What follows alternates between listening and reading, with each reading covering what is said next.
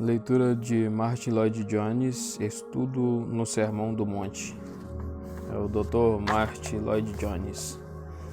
Capítulo 4. Bem-aventurados os humildes de espírito, espíritos. Passamos agora a considerar a primeira das bem-aventuranças, a saber, bem-aventurados os humildes de espírito, porque deles é o reino dos céus. Mateus 5:3.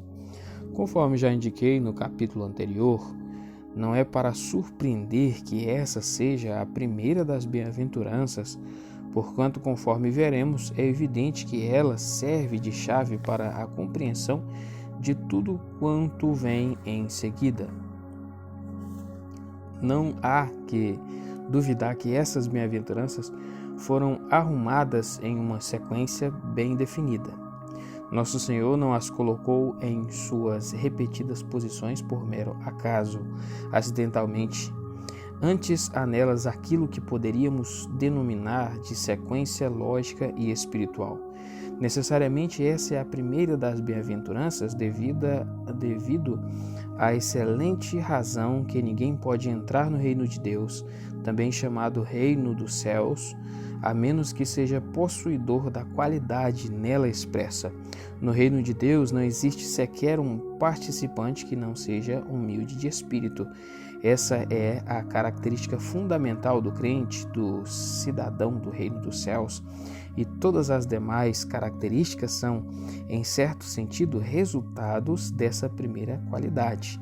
Na medida em que fomos avançando na exposição dessa bem-aventurança, verificaremos que ela indica realmente um esvaziamento, ao passo que as demais apontam para uma plenitude. Não podemos ser cheios enquanto não formos primeiramente esvaziados. Não se pode encher de vinho novo um odre cujo conteúdo ainda não tenha sido despejado. Essa, pois, é uma das afirmativas que nos fazem recordar que existe uma espécie de esvaziamento antes que possa haver um enchimento. O Evangelho sempre exibe essas duas facetas, o derribamento e também a edificação. Você deve estar lembrado das palavras ditas pelo idoso Simeão, quando nosso Senhor e Salvador, que não era apenas um infante, estava aninhando em seus braços. Declarou Simeão: eis que este é posto para a queda e elevação de muitos. Lucas 2:34. O aniquilamento vem antes da elevação. Portanto, faz parte essencial do Evangelho o fato de que a convicção do pecado sempre deve anteceder a conversão. O Evangelho de Cristo condena ao pecador antes de libertá-lo. Ora, é lógico que isso é um fator fundamental.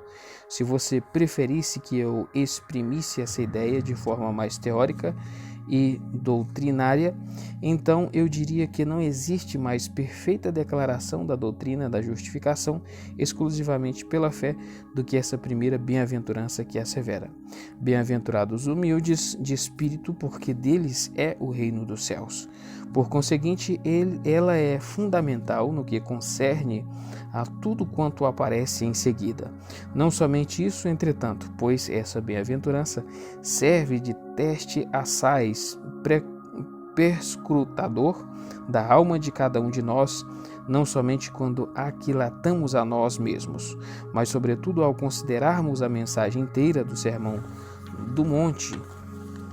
Logo de saída, ela condena toda a ideia acerca do Sermão do Monte que conceitua o mesmo em termos de algo que você e eu possamos fazer sozinhos, que você e eu possamos realizar por nós mesmos. Essa bem-aventurança nega tal possibilidade logo de saída.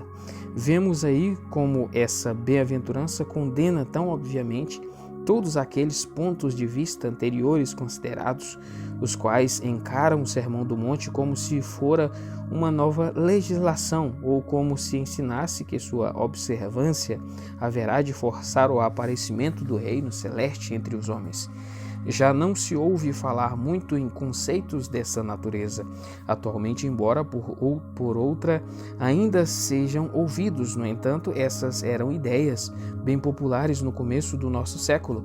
Os homens falavam então em inaugurar o reino e como seu texto sempre lançavam mão do Sermão do Monte.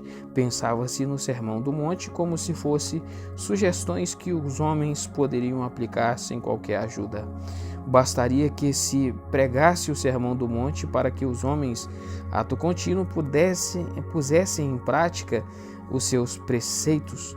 Tal ponto de vista, entretanto, não somente é perigoso, como também nega inteiramente o pressuposto basilar do Sermão do Monte, isto é, essa necessidade de sermos humildes de espírito. Em outras palavras, o Sermão do Monte virtualmente nos diz: eis o monte que você precisa escalar, o elevado nível até onde você deve subir, e a primeira coisa que você precisa entender ao contemplar este monte que ele compete subir é que você não pode fazer tal coisa sozinho, é que você por si mesmo é totalmente incapaz da façanha e que qualquer tentativa nessa direção tão somente serve de prova inequívoca de que você ainda não compreendeu o espírito deste sermão. Essa bem-aventurança condena logo no início do Sermão do Monte a perspectiva que o considera um programa para o homem natural por imediatamente em ação, sem que tenha havido qualquer transformação em sua pessoa. Antes de prosseguirmos a fim de abordarmos o Sermão do Monte de conformidade com o ponto de vista mais espiritual, há uma questão que precisa ser levada em conta no que concerne à tradução do versículo que ora consideramos. Existem aqueles que dizem que este versículo deveria ter sido traduzido como segue: bem-aventurados em espírito são os pobres, e parece que eles contam com determinada dose de apoio nessa sua opinião quando apelam para a passagem paralela, isto é, Lucas 6:20, onde se lê: bem-aventurados vós, os pobres, e onde não se faz qualquer alusão aos humildes de espírito ou aos pobres de espírito, conforme dizem em outras versões. Destarte consideram as palavras desta bem-aventurança um elogio à pobreza. Não há que duvidar, porém, que os tais estão enganados, porquanto em parte alguma das escrituras ensinam ser a pobreza algo tão bom assim. Um homem pobre não está mais próximo do reino dos céus do que um homem rico, se é que estamos falando deles como homens naturais. Não há mérito nem vantagem na pobreza. A pobreza não serve de garantia da espiritualidade. Assim sendo, é patente que essa passagem não pode estar ensinando tal conceito. Além disso, se considerarmos aquele parágrafo inteiro de Lucas 6, penso que se tornará perfeitamente claro que Nosso Senhor estava se referindo ali aos humildes, ou seja, aqueles que não exibem o jactancioso espírito do mundo, por assim dizer, pobres somente no sentido que eles não dependem das riquezas materiais. Essa é a atitude que é ali condenada, essa dependência às riquezas materiais propriamente ditas. Como é óbvio, entretanto, há muitas pessoas pobres que dependem das riquezas, exatamente como o fazem muitas pessoas ricas. Dizem essas pessoas: se ao menos eu possuísse tal ou qual quantia, e então invejam os ricos. Ora, se alguém é dotado dessa atitude, não pode ser espiritualmente abençoado. Dessa maneira, não se faz aqui qualquer menção à pobreza propriamente dita. Fui forçado a ressaltar esse particular porque a maioria dos comentadores da Igreja Católica Romana, bem como os seus imitadores anglicanos, inclinam-se muito por interpretar esse trecho como se tivesse esse significado. Eles consideram essa passagem bíblica como a sua grande autoridade e base para o seu voto de pobreza voluntária. O santo patrono deles é São Francisco de Assis, e a opinião deles é que somente um indivíduo assim e outros de sua categoria é que se conformam aos requisitos desta primeira bem-aventurança. Asseguram que ela se refere àqueles que deliberadamente fizeram-se pobres, tendo voltado as costas para a opulência. O falecido bispo Gore, em seu livro acerca do Sermão do Monte, ensinava precisamente essa ideia. Essa é a interpretação característica dos católicos no tocante a essa bem-aventurança. Mas, como é evidente diante das razões acima aduzidas, tal opinião somente violenta as Escrituras. Nosso Senhor visava aqui ao espírito, a uma certa humildade de espírito. Em outras palavras, pesados os prós e os contras, está aqui um foco a atitude de uma pessoa para consigo mesma. Isso é o que realmente importa, e não se essa pessoa é rica ou pobre.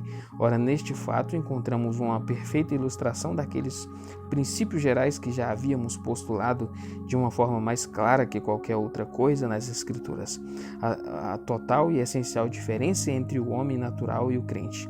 Vimos que há uma bem definida distinção entre estes dois reinos, o reino de Deus e o reino deste mundo, entre o homem que é crente e o homem natural. Uma completa separação, uma distinção absoluta. Ora, talvez não exista outra asserção bíblica para que tanto saliente e enfatize tal diferença como essa de que são bem-aventurados os humildes de espírito. Deixe-me mostrar-lhe o contraste. Temos nesse ensino alguma coisa que o mundo não somente não admira, mas também despreza. Em parte alguma você poderá encontrar a maior antítese do espírito e da atitude mundanos do que neste versículo. Que grande ênfase o mundo empresta a essa crença na autodependência, na autoconfiança e na autoexpressão. Basta-nos examinar a literatura profana.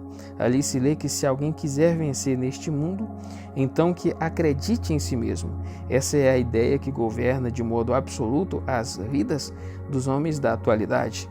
Efetivamente, eu diria que essa é a ideia que está controlando todas as facetas da vida dos que estão fora do cristianismo. De acordo com as ideias modernas, qual é, por exemplo, a qualidade essencial de um bom vendedor? É dar a impressão de confiança própria e de segurança pessoal. Se alguém quiser impressionar devidamente a um possível comprador, é dessa maneira que deve agir. Tal conceito é posto em prática em todos os ramos de atividade. Se você quiser obter sucesso em alguma profissão, recomenda-se que dê a impressão de ser um sucesso, assim dando a entender que realmente está obtendo maior êxito do que realmente lhe sucede, e as pessoas então comentam: esse é o homem a quem devemos consultar. Eis o princípio segundo o qual opera toda a vida moderna. Procure expressar-se, acredite em si mesmo, tome consciência das suas capacidades inatas e deixe que o mundo inteiro as veja e reconheça. Autoconfiança, segurança própria e autodependência. É fundamentados nesta crença que os homens estão imaginando que poderão fazer o reino de Deus tornar-se uma realidade no mundo. Essa é a mesma base daquele fatal pressuposto que assevera que uma sociedade perfeita poderia ser instalada na Terra através de atos do Congresso. Por toda parte manifesta-se uma trágica confiança no poder do conhecimento e da esmerada educação como tais, como se fossem meios de salvação do ser humano, meios capazes de transformá-lo e torná-lo um indivíduo decente. Ora, no presente versículo, nos é apresentado um total e absoluto contraste com aquela ideia, e é uma real tragédia como as pessoas se deparam com uma afirmação como essa. Permita-me citar a crítica feita por certo homem anos atrás acerca do famoso hino de Charles Wesley intitulado Jesus, amante de minha alma. Você deve estar lembrado deste hino que diz: justo e santo é o teu nome, mas eu sou todo injustiça, vil e pecaminoso eu sou, mas tu és veraz e gracioso. Estas palavras foram ridicularizadas pelo tal crítico, o qual perguntou: qual é o homem que, desejando uma colocação ou emprego, sonharia jamais em dirigir-se ao patrão a fim de dizer-lhe: vil e pecaminoso eu sou? Ridículo. E desafortunadamente tal crítico declarou isso em nome daquilo que ele considerava representar o cristianismo. Vemos, pois, como sua crítica revela total distorção quanto à compreensão. sobre essa primeira dentre as bem-aventuranças. Conforme haverei de mostrar-lhe, não estamos aqui considerando um homem face a face com outro, mas estamos considerando homens frente a frente com Deus. E se alguém na presença de Deus sentir alguma outra coisa qualquer, além da mais total penúria de espírito, assim apenas significará, em última análise, que tal pessoa nunca esteve na presença do Senhor. Este é o significado da primeira bem-aventurança. Sem embargo, essa bem-aventurança nem ao menos é popular na igreja de nossos dias. Era isso que eu tinha em mente instantes atrás, quando lamentei o grande e evidente contraste entre boa parte daquilo que ocorre odiernamente na igreja e aquilo que sucedia na igreja de séculos passados. Mormente, na época dos puritanos, nada existe de tão anticristão na moderna igreja cristã como essa conversa insensata a respeito da personalidade. Você já observou tal coisa? Já notou essa tendência de se falar sobre a personalidade dos pregadores quando então são usadas frases como esta: aquele homem possui uma maravilhosa personalidade? Incidentalmente, é trágico observar-se como aqueles que assim se manifestam parecem definir o que entendem por personalidade. Geralmente trata-se de algo puramente carnal, porquanto está em foco mera questão de aparência física. O que ainda é mais grave é que essa atitude geralmente alicerça-se sobre confusão que tantos fazem, por um lado, entre a autoconfiança e a autossegurança e a autoexpressão, e por outro lado, a verdadeira personalidade de um indivíduo. De fato, vez por outra, tenho percebido a tendência de nem ao menos ser levada em conta aquela virtude que a Bíblia reputa como a maior de todas as virtudes, a humildade. Já ouvi pessoas discutindo em alguma comissão a respeito de algum candidato e dizendo algo assim: sim, ele é muito bom, mas é um tanto ou quanto destituído de personalidade.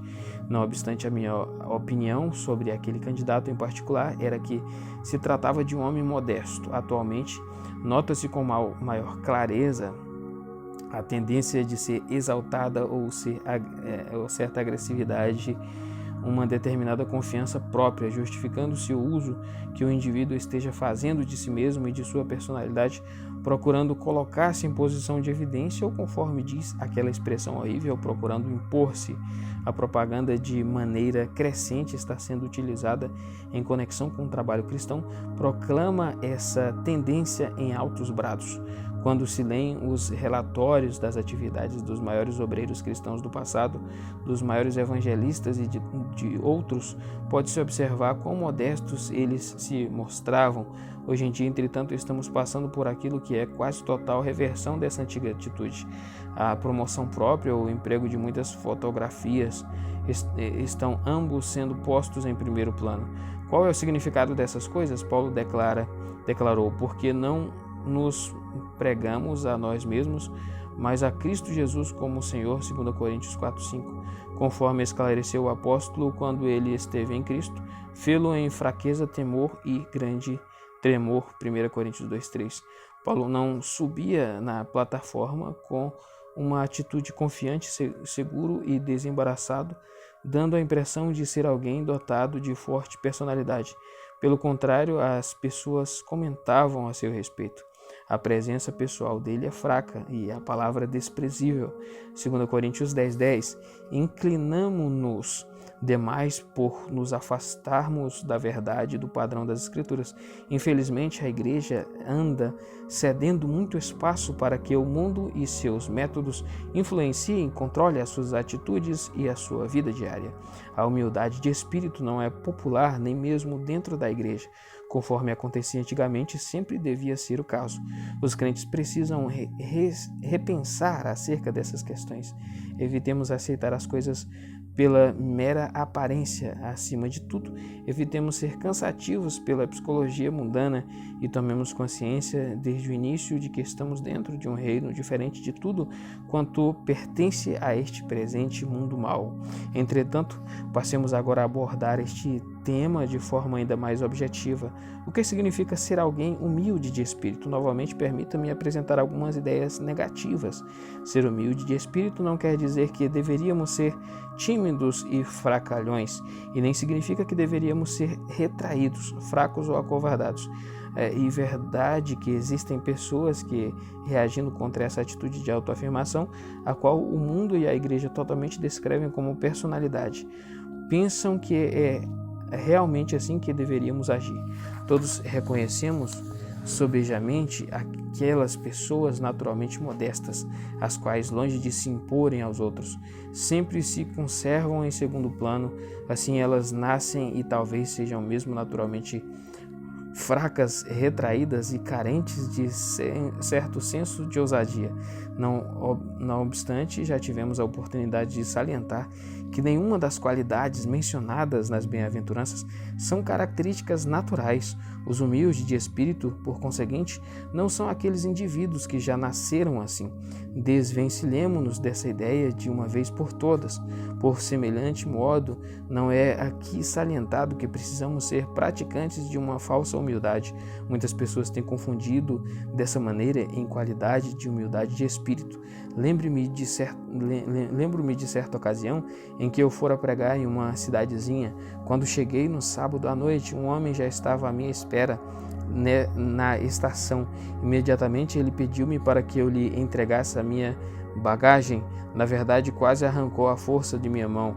Em seguida falou mais ou menos nestes termos: sou diácono da igreja onde o senhor irá pregar amanhã. E ajuntou: eu sou um mero João ninguém, uma pessoa sem a mínima importância.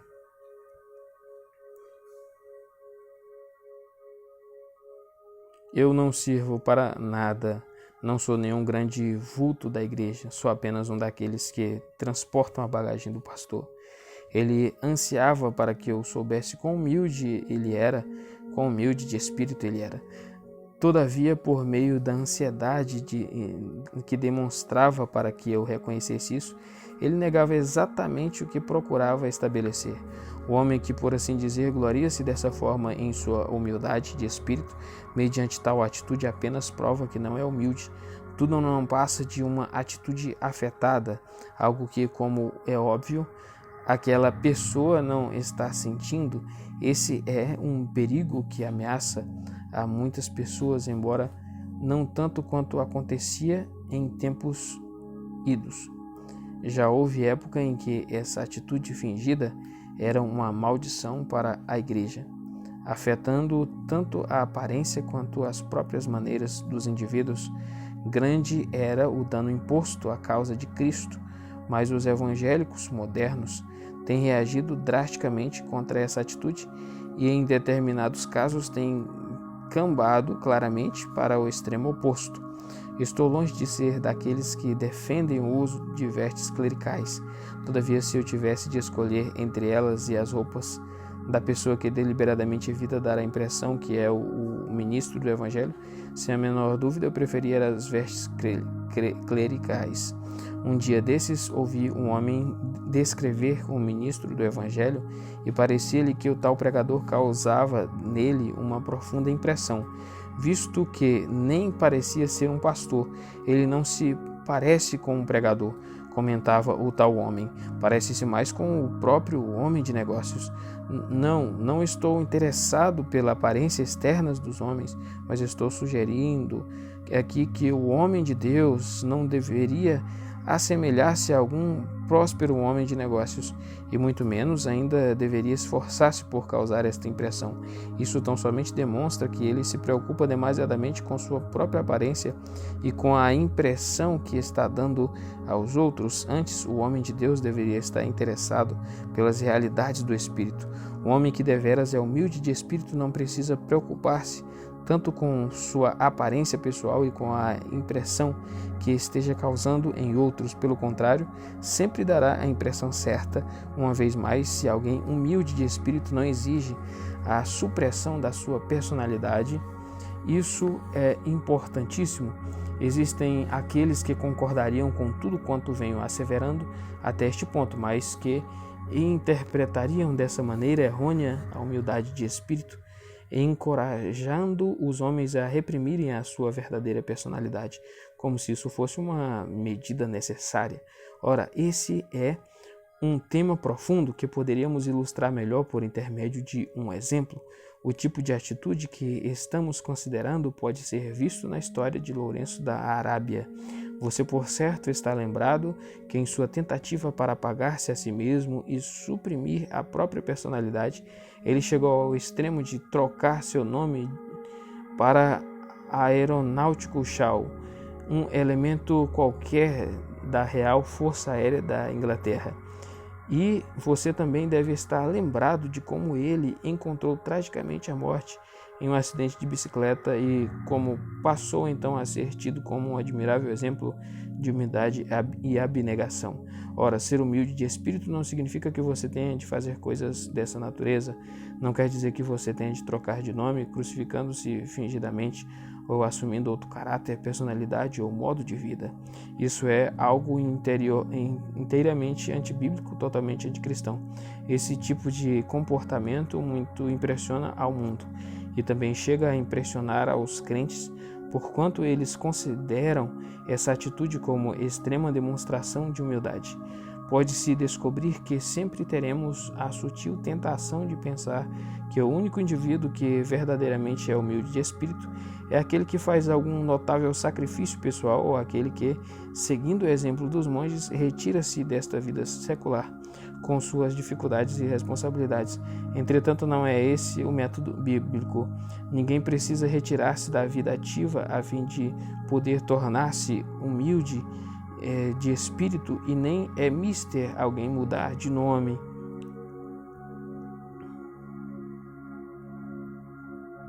Peraí, como que é isso? Humilde é aquele que é aquele que, segundo o exemplo de monge, retira-se desta vida secular com as dificuldades. Entretanto, não é esse o método bíblico. Ninguém precisa retirar-se da vida ativa a fim de poder tornar-se humilde de espírito, e nem é mister alguém mudar de nome. Não, pois trata-se de uma transformação que se verifica no âmbito do espírito.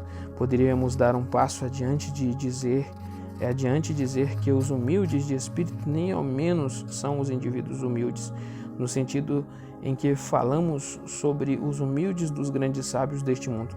Geralmente falando, aqueles que são realmente grandes pensadores também são homens humildes. O perigo reside na pouca erudição. Entretanto, a qualidade que ora consideramos não aponta nessa direção, porque a humildade dos sábios é despertada pela vastidão dos seus conhecimentos e não é necessariamente a verdadeira humildade de espírito no sentido escriturístico. Sendo estes os aspectos negativos da questão, quais seriam os aspectos positivos dessa qualidade da humildade de espírito? Penso que a melhor maneira de respondermos a essa indignação é fazê-lo através de termos bíblicos. É o que disse Isaías 57,15, porque aqui diz o alto, o sublime que habita a eternidade, o qual tem um nome santo, é o nome de santo. Habito no alto e santo lugar, mas habito também com o contrito e abatido de espírito, para vivificar o espírito dos abatidos e vivificar o coração dos contritos. É aqui destacada a qualidade certa de espírito, havendo inúmeras ilustrações dessa realidade nas páginas do Antigo Testamento. Essa foi a atitude de um homem como Gideão, por exemplo, o qual, quando o Senhor lhe enviou um anjo para anunciar-lhe o grande feito que ele estava prestes a realizar, objetou: Não, isso é impossível. Pertence à menor tribo de Israel e à menor família dessa tribo. O homem jactancioso, sem embargo, não age assim. Gideão, porém, realmente acredita no que dizia, encolhendo-se diante da própria ideia de grandeza pessoal e das honrarias que haveria de receber, julgando que isso era algo simplesmente incrível. Foi essa, igualmente, a atitude de Moisés, o qual se sentia inteiramente indigno da tarefa que lhe fora dada. Portanto, tinha consciência de sua inadequação e insuficiência. Também se vê idêntica a atitude em Davi quando disse: Senhor, quem sou eu para que venhas a mim? Para ele, a visita divina era simplesmente inacreditável e deixava-o atônito. Nota-se exatamente a mesma atitude no profeta Isaías. Tendo recebido a sua grandiosa visão, exclamou: "Sou homem de lábios impuros", Isaías 6,5. É isso que significa ser humilde de espírito, e essa atitude pode ser detectada por todas as páginas do Antigo Testamento. Todavia, examinemos agora a questão do Novo Testamento. A humildade de espírito pode ser claramente vista, por exemplo, em um homem como o apóstolo Pedro, que era por natureza o homem agressivo, que se impunha aos seus semelhantes e era dotado de forte confiança própria, um típico indivíduo do mundo de nossa época, extravasando confiança própria e crendo em suas próprias forças. Contudo, contemplamos Pedro quando ele realmente viu ao Senhor. Foi então que lhe rogou: "Senhor, retira-te de mim, porque sou pecador", Lucas 5,8.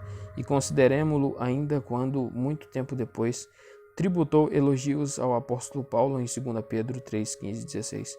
Contudo, cumpre-nos observar que ele jamais deixou de ser um homem de grande ousadia, nunca se mostrou um fracalhote ou um tímido. Quanto a isso, ele jamais mudou. Sua personalidade essencial não se alterou ao mesmo tempo. Porém, ele se tornou um homem humilde de espírito. Também podemos perceber essa atitude no apóstolo Paulo. Ele era homem igualmente dotado de tremendas potencialidades e, como homem natural, tinha plena consciência delas. Entretanto, quando lemos as suas epístolas, damos-nos conta de que a sua grande luta até o fim de seus dias foi a luta contra o orgulho pessoal. Por esta razão, ele continuava usando o vocábulo jactar-se. Qualquer pessoa dotada de grandes potencialidades geralmente toma consciência das mesmas. À semelhança de Paulo, tal pessoa sabe que pode realizar grandes feitos. Paulo diz-nos isso no grande 3º capítulo de sua epístola aos Filipeus, onde ele se reporta à sua anterior confiança na carne. Se fosse uma questão de mera competição, conforme ele parece segregar-nos, então não temia a quem quer que fosse. E em seguida Paulo oferece-nos uma lista dos particulares sobre os quais era capaz de vangloriar-se com razão. Todavia, depois que viu ao Senhor ressurreto na estrada para Damasco, tudo o mais se transformou em pura perda. No entanto, este homem de tão tremendas capacidades apareceu em Corinto, conforme lembramos antes, em fraqueza, temor e grande tremor. Essa foi sua posição desde o princípio, e ao dar andamento à tarefa da evangelização, perguntou ele: "Quem, porém, é suficiente para estas coisas?" 2 Coríntios 2,16. Se houve algum homem que tinha direito a sentir-se suficiente, esse homem foi Paulo.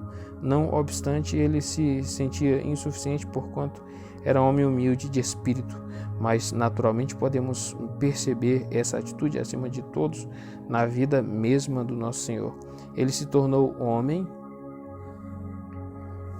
tomou sobre si mesmo a cruz, semelhança de carne, semelhança de carne pecaminosa, Romanos 8,3. E embora continuasse sendo igual a Deus, não se aferrou às prerrogativas de sua deidade. Jesus resolveu que enquanto estivesse nesse mundo, viveria como um mero homem, ainda que jamais tivesse deixado de ser Deus. E esse foi o resultado, declarou ele. "Nada faço por mim mesmo", esclareceu. "As palavras que eu vos digo, não as digo por mim mesmo, mas o Pai que permanece em mim faz as suas obras", João 14,10. "Nada posso fazer por mim mesmo, porquanto dependo inteiramente do Pai." Eis aí, consideremos ainda a vida de oração do Senhor Jesus. É quando o observamos nessa prática e nos conscientizamos de muitas horas que ele passava em oração, que vemos a sua humildade de espírito e o quanto ele dependia de Deus Pai. Isso, pois, é o que se deve entender por humildade de espírito. Essa qualidade aponta para a completa ausência do orgulho pessoal, para a completa ausência de segurança própria e autodependência. Ela indica a consciência de que nada representamos na presença de Deus, portanto, não é algo que possamos produzir por nós mesmos, não é algo que possamos fazer de modo próprio. Pelo contrário, é aquela tremenda tomada de consciência de nossa própria nulidade quando chegamos a enfrentar Deus face a face, isto é, ser humilde de espírito. Quero exprimir esta ideia da maneira mais vigorosa possível e assim faço com base nos ensinamentos da Bíblia. Ser humilde de espírito significa que se alguém é crente autêntico, então não está dependendo dos seus dotes naturais que lhe vêm do berço. Os humildes de espírito não dependem do fato que pertencem a determinadas famílias. Não se vangloriam de pertencer a certas raças ou racionalidades. Essas pessoas também não edificam as suas vidas sobre o alicerce do seu temperamento natural. Não acreditam que haja alguma vantagem em sua posição natural na vida e nem dependem disso ou de quaisquer potencialidades que lhes hajam sido conferidas. A pessoa que é humilde de espírito não depende do dinheiro ou de quaisquer riquezas de que porventura seja possuidora. Se somos humildes de espírito, então não dependemos da educação recebida. Se somos humildes de espírito, então não dependemos nem da escola ou faculdade particular que tivemos frequentado. Não, portanto, não porquanto todas essas coisas constituem aquilo que Paulo apodava de perda. Não, pois essas coisas serviam a Paulo apenas de empecilhos para maiores realizações, visto que elas tendiam por dominá-lo e controlá-lo. Por semelhante modo, não dependeremos de quaisquer dotes naturais de personalidade, de inteligência ou de habilidades gerais ou particulares. Não dependeremos, por igual modo, de nossa própria moralidade, conduta ou bom comportamento. Não apelaremos em nenhum sentido para a vida que temos vivido ou que estamos tentando viver. Não nos consideraremos todas as coisas da mesma maneira como Paulo as considerava. É nisso que consiste a humildade de espírito. Precisamos gozar de completa libertação de todas essas coisas e todas elas precisam estar ausentes de nossas vidas.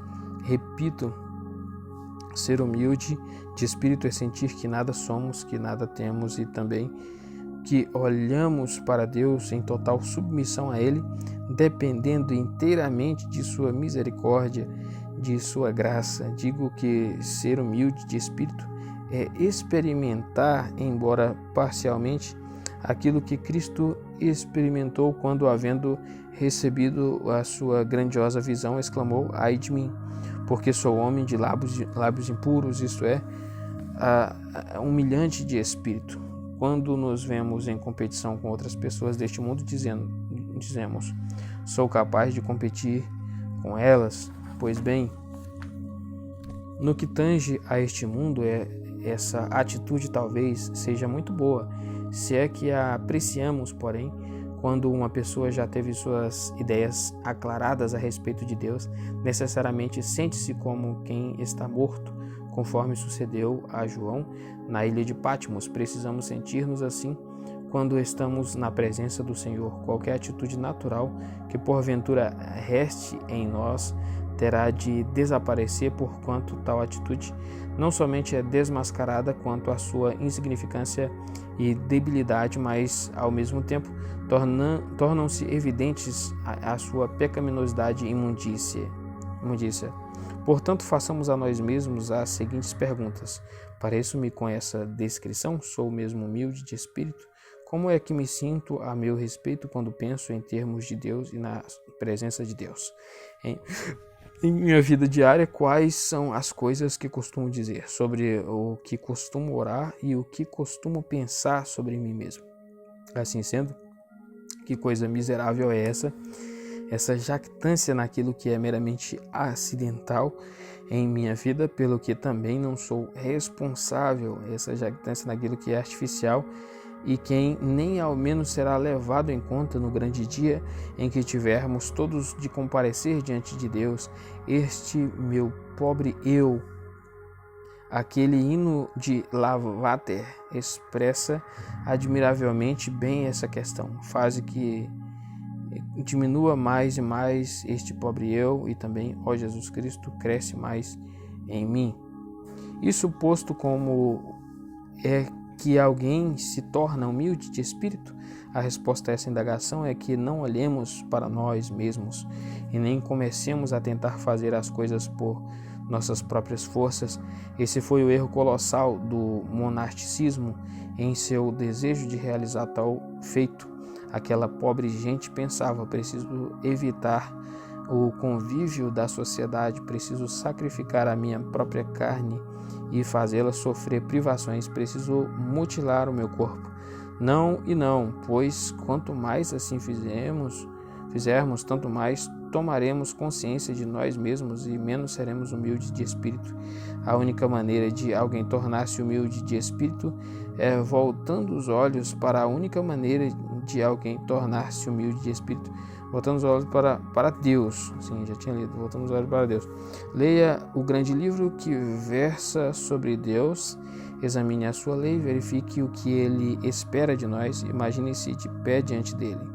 Ser humilde de espírito por semelhante modo é contemplar ao Senhor Jesus Cristo, vendo-o conforme ele é descrito nos evangelhos.